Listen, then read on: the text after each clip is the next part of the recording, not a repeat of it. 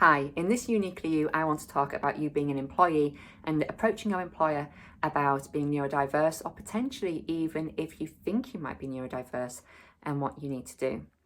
Now, with a lot of employers, you could end up finding out that they are themselves neurodiverse, or maybe they know somebody close to them who's neurodiverse.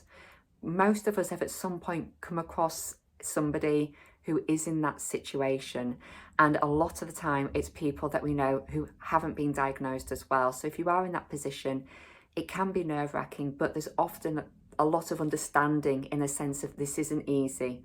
And there are so many more protections now in place when it comes to employees with certain neurodiversities and being in the workplace.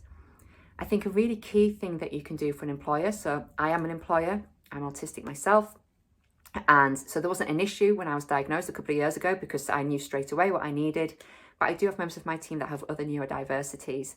And each time it is a case of, I will say to people, what is it that you need? What can we do to help? What will make it easy for you to do your job?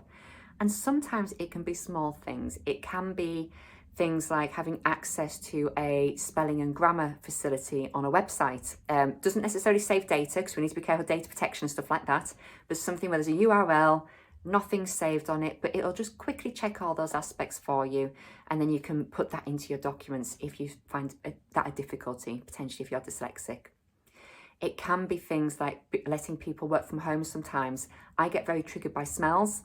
So if I'm going to be in the office, in all fairness, my team just don't bring in smelly food if they know that I'm going to be in. But if they did want to have like a fish and chip Friday or something like that, I would just stay away from the office because that'd be my choice to say, no, I'm just not going to do this. I'm not going to subject myself to that. There can be other things as well. If you know that you really struggle with time management, it can be that somebody like a boss can just keep an eye on your project management, your schedule, things like that. Really have an extra conversation compared to what they would do usually. So like maybe every day, a bit of a recap, every couple of days, a bit of a recap. So where are we at with all of these things? And things like that can really help. There are other things that can help as well. So things like ADHD, I am aware that there are some chairs that you can potentially get that have like a bit of a wobble facility to them, which kind of satisfies that need to be moving if that is something that is a symptom that you have.